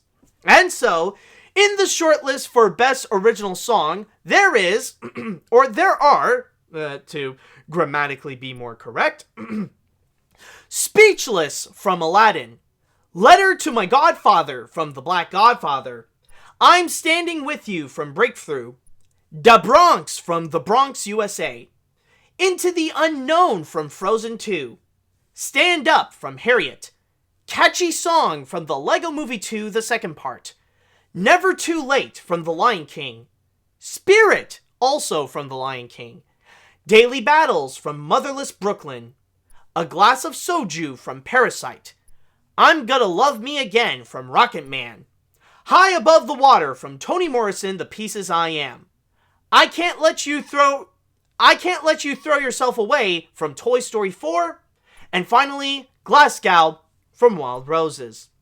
And on top of that, just a quick mention as well that this isn't the only place where you would find an animation presence, where there is also Best Original Score that Frozen 2 actually did get onto the short list as well, where Frozen 2 will be up against Avengers Endgame, Bombshell, The Farewell, Ford vs. Ferrari, Jojo Rabbit, Joker, The King, Little Women, Marriage Story, Motherless Brooklyn, 1917, Pain and Gain, Star Wars The Rise of Skywalker, and Us. Which I would not be surprised at that point if there are people who end up getting massively upset of the fact that How to Train Your Dragon The Hidden World isn't nominated in here. But anyways, going back to Best Original Song, I feel like there really are a lot of interesting choices, and a lot that I can actually go and legitimately discuss about. Now, one thing that I will say that it does feel a little bit bullcrap is just, how is it that for Frozen 2, there is only one song that is nominated with Into the Unknown, yet The Lion King gets a pass to getting 2 songs nominated, not just with Spirit, but also Never Too Late, which I don't know about you, but I have never heard of Never Too Late. Or maybe I have, but I do not remember it at all. Like honestly, I feel like this is my first time hearing about this song, Never Too Late. So honestly, I do feel like it is a little bit unfair and kind of bullcrap that those songs get nominated, but Frozen 2 only has one, especially when Frozen 2 does have some very strong songs in there. Not just Into the Unknown, but also especially Show Yourself. I would love to see Show Yourself also get a nomination as well, but I guess it's only Into the Unknown that would get it, that would only have a chance. But anyways, going back into the whole category itself, now that I got that rant out of the way, there are some that I will say immediately that I would not be surprised so far that it would get a nomination. And I know that I have stated before, like when I talked about Frozen 2 and how it could actually get more of a chance to gain more money at the box office, this is exactly what I'm talking about. And I feel like right now, it does look like there is going to be a very strong chance that that Into the Unknown is indeed going to get a nomination. So that could actually be a major help. So I feel like there definitely is a strong chance for Into the Unknown getting a nomination. That one, and also I'm going to say, I feel like there could be a guarantee also for I'm Gonna Love Me Again from Rocket Man. It's an Elton John song from an Elton John movie that's been highly praised, so I think there is a good chance that Elton John will be performing at the Oscars, especially if that's going to go and help out boost the ratings that it oh so desperately needs. So I think honestly those two, they got a very secure, strong chance right over there. And technically, I'm not necessarily going to go through all of them, but there are a few that I feel like there could be like a strong chance, or there could be a chance that I don't really see that get nominated. But there is one that I feel like is probably a very pleasant surprise for me, that honestly it was something that I completely forgot about, and that is I Can't Let You Throw Yourself Away from Toy Story 4. Now, I was kind of, like, for me, I felt like it was kind of a surprise to find that, holy crap, here's Toy Story 4 nominated for something else. Like, yeah, there's a good chance it will be nominated for Best Animated Feature, but I was surprised to find it in here for Best Original Song. But then the more I thought about it, and after a little bit of research, I do realize that, holy crap, Toy Story 4 could actually be a legitimate competitor for Best Original Song, if history repeats itself. Because many people do forget, but when it comes to the category of Best Original Song, Toy Story has always been a prominent representative. Like, you would always find the Toy Story movies being nominated for Best Original Song, and it has happened with every single one. So, like, in the first Toy Story, You Got a Friend of Me was actually nominated. Then you got Toy Story 2, When She Loved Me, that got a nomination. Toy Story 3, not only did We Belong Together get a nomination, but it won the Oscar for Best Original Song. That actually won the Oscar. So there could actually be a very strong chance that for Toy Story 4, that could also get a nomination as well.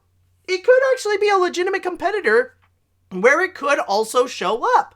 So honestly, on that account, I feel pretty I feel pretty excited to know that, okay, maybe this could actually get a pretty strong chance, that it could actually be, like, the chances of that getting nominated, it could actually be up there with Frozen 2 and Rocket Man. But then there are a couple, I would say, that there are some that I wouldn't want to see them nominated, but I got a feeling that they could get nominated, not because of the songs themselves, but because of the people that are attached to it. Now, you may remember last week when I talked about the Golden Globe nominations, specifically how the song Spirit from The Lion King got a nomination. And the reason for it is not necessarily because of the song itself, if it's good or it's memorable or anything like that, but it's mainly because of the fact that Beyonce is attached to it, and many people want to go and see it's more of a crowd pleaser choice to have Beyonce get an Oscar nomination for Best Original Song. I feel like that could actually be the case. But then at the same time, it could also happen with the same thing can also be said with the song Speechless from Aladdin. You guys may recall that is actually one of the original songs from the movie that's written by Benj Pasek and Justin Paul. And so far they have been very prominent at the Oscars, where their songs would always find a way to get nominated onto the Oscars, with La La Land and The Greatest Showman, which, for me personally, I am not a fan of their work. It's not that they're bad, it's just that a lot of their songs feel corporately manufactured. Like, they always feel like they just play it safe and play it in such a bland manner where it just feels like your typical family-friendly song that they would always play in the radio and stuff like that. So that's why I'm not necessarily that much of a fan of those two, especially with their works. And with Speechless, it wouldn't surprise me, but I would just feel like it's just meh. And honestly, the same can be said with Spirit. And I know that there are two that are nominated for The Lion King, but I would say if there's one that's going to be nominated over the other, it's definitely going to be Spirit. I wouldn't really see Never Too Late actually get a nomination. But then, probably the biggest surprise of them all, for people for animation fans actually, is that there is one animated film that came right out of nowhere with a legitimate nomination, and that is, well, not a legitimate nomination, but to make it on the short list, and that is Catchy Song from the Lego Movie 2, the second part. Now, this is one that a lot of people seem to actually be surprised, and from this, a lot of people kind of shot up their interest because of how the Lego Movie 2 was in it. Now, you guys may have seen how, in terms of, all the different award shows and all the different categories that have been revealed, that a lot of people are very disappointed of the fact that Lego Movie 2, the second part, has often been shafted, where even at the Annie Awards, where with the Annies, they would often be very liberal in terms of spreading out the nominations so that almost every animated film would have a shot to get a nomination, even the really crappy ones as well. But in the case of Lego Movie 2, the second part, they even got rejected from there, so a lot of people are disappointed. And because of this, a lot of people did suddenly gain interest at the Oscars with the Best Original Song category to see if maybe Catchy Song could actually get a chance, especially if in the last one, or with the first Lego movie, that actually did get an Oscar nomination, not for Best Animated Feature, but rather for Best Original Song with Everything Is Awesome. So maybe the same case could actually be with Catchy Song as well, right? Well, in that regard, if I could be very honest, I would have to say I don't think so. If I could be realistic, I don't think Catchy Song would really have that much of a chance. Mainly because if you look into the impact of Everything Is Awesome and catchy song as well. With Everything Is Awesome, that was actually a song that got trending. It was actually a popular song that you see so many people singing, where, like, because of the tone that it shares with the movie being highly meta, being really goofy, and emphasizing a lot more on just having a lot of really silly fun. Like, it really was it really was a major thing. It was fresh, it was new, it was original. But when it comes to catchy song, that one never really caught in the mainstream. Like, you don't really see that much people singing catchy song as much as Everything Is Awesome. And that's mainly because you can see the shallowness of catchy song, if you know what I mean. And by that, I meant, like, with catchy song, that is a song that you could tell that it is corporately manufactured to be more like the next Everything Is Awesome. Like, that was the main intentions of it, is just to make another Everything Is Awesome, which is why nobody really got into it as much, or you don't really see that much people singing it. And I mean, technically, I'm sure there are going to be some people as well that are going to say that it could be the similar case with Into the Unknown in Frozen 2, which Into the Unknown is meant to be the next Let It Go. But with Into the Unknown, at least that one was actually carefully crafted. It is meant to have a soul and to have its own message outside of Let It Go. You know, like, technically, marketing-wise, it is meant to be the next Let It Go, but in terms of the way that it was crafted, it was meant to be a little bit more as its own thing instead of being like another Let It Go. So, unfortunately, I don't see that much of a I don't really see that much of a chance of a catchy song being nominated. I could be wrong, but for me, I feel like it is a little bit doubtful on this one. So, honestly, I wouldn't be surprised if we would get some mixed reactions coming from Best Original Song, where I'm sure there are going to be some that people will be rooting for, that there are going to be some that we're going to be happy to see that it will get nominated, there are going to be some that we won't be happy to see that will get nominated, and of course, we cannot deny, this always does happen, the list of songs that you've most likely never heard of. Like, if they're gonna put in something like A Glass of Soju, or they would put in something like Daily Battles, or something like High Above the Water, I don't think that's gonna be something that the public would be very familiar with, and it would be their first time actually hearing about it. Now, I'm not saying that these are songs that nobody has ever heard of. If you have seen the movie, then you're probably familiar with the song, and this is not to knock against the song at all. I'm sure they are great, and there is a reason that they're on the shortlist as well. But I'm just saying that there is often that one or two song in the category where people are like, I've never heard of this. Which one is this? You know, something like that. So honestly, that is my whole take on the categories right over here. Now, the nominations will be revealed, I believe, on January 13th, I will say. Just need to get rid of this. Sorry. Yes, it will be on January 13th that they will be revealing the nominations, and the Oscars itself will be on February 9th. Okay, I was thinking it was like the 5th or the 6th. Okay, but technically it is the 9th. All right, that does make sense. So that's the big thing with all the shortlists. Now, let me know what you think in the chat wall regarding these nominations, or not the nominations, but the shortlist that I've shown you here with stuff like Best Visual Effects, or Best Original Song, or some of the other ones that we haven't discussed here that you would like to mention as well. Let me know what you all think of them. Are there some that you are rooting for? Are there some disappointments? Let me know what you all think of this. Hold on, I need a good drink.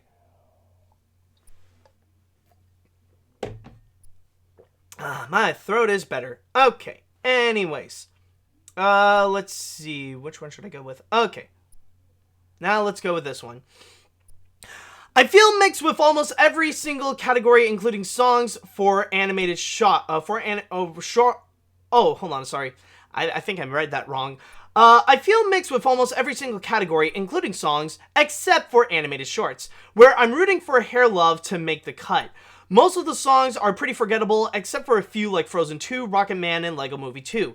I hope to see a few songs make the cut that get nominated as well.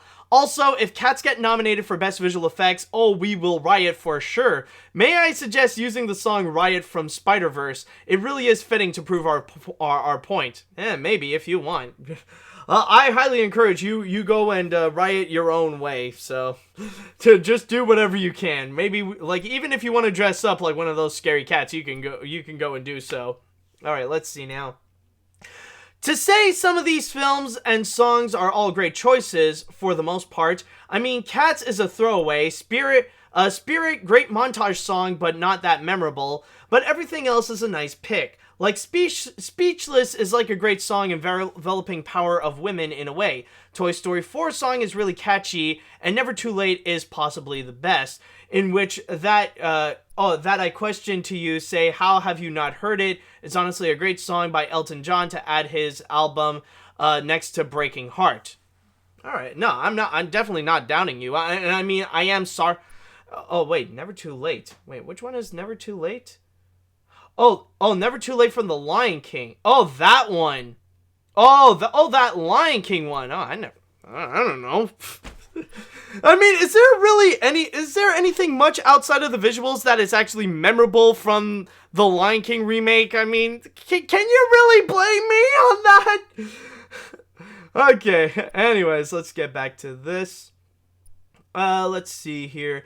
Never Too Late is an Elton John song that he did during the end credits of The Lion King. Oh, it's during the credits. That's why I never heard of it. Okay.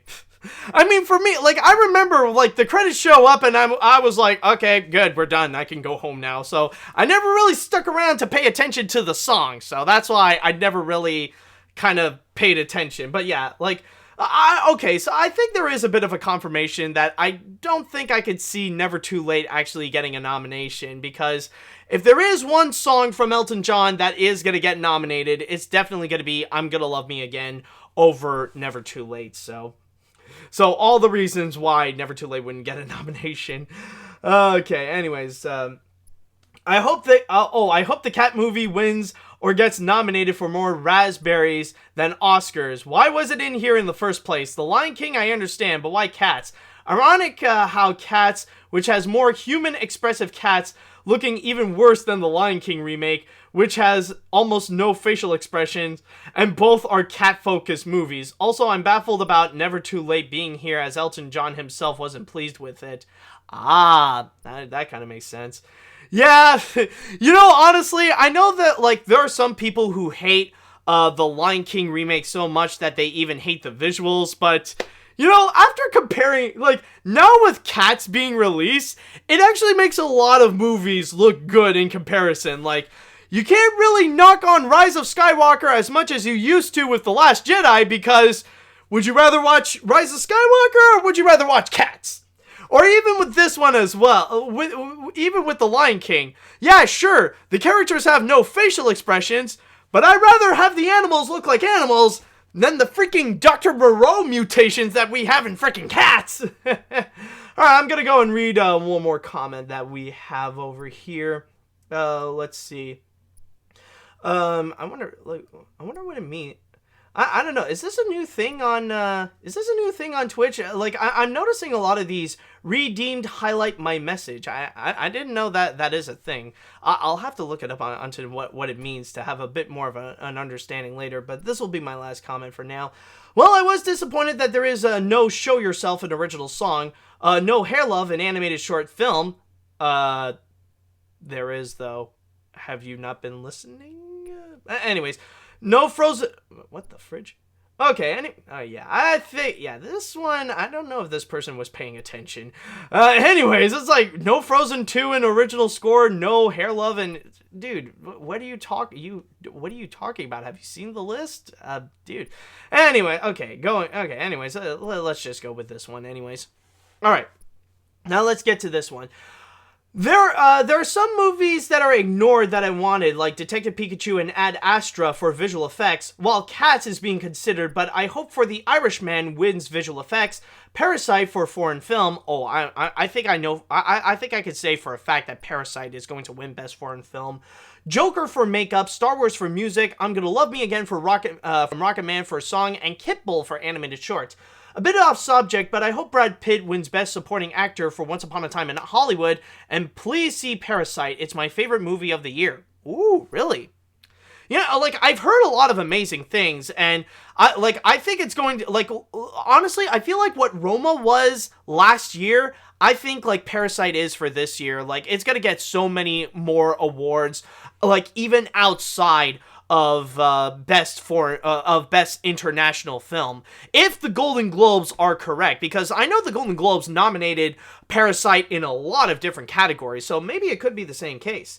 And with all that said, I think that's going to be it for this episode of AniMat's Crazy Cartoon Cast, and I just want to say thank you all so much for coming by, and before we go, I just would like to express that, considering that as I am recording this, the holidays are just a few days away, I would like to go and wish you all happy holidays. Whatever you are celebrating right now, I hope that you are doing so by spending time with your loved ones, with friends and family, and from there, I would like to give you all a happy Hanukkah, happy Ramadan, Merry Christmas, and all the different holidays there. I wish you all a very merry and a very happy one. So to all this, I would like to wish you a very happy holidays, and hopefully you will spend the following days or the rest of 2019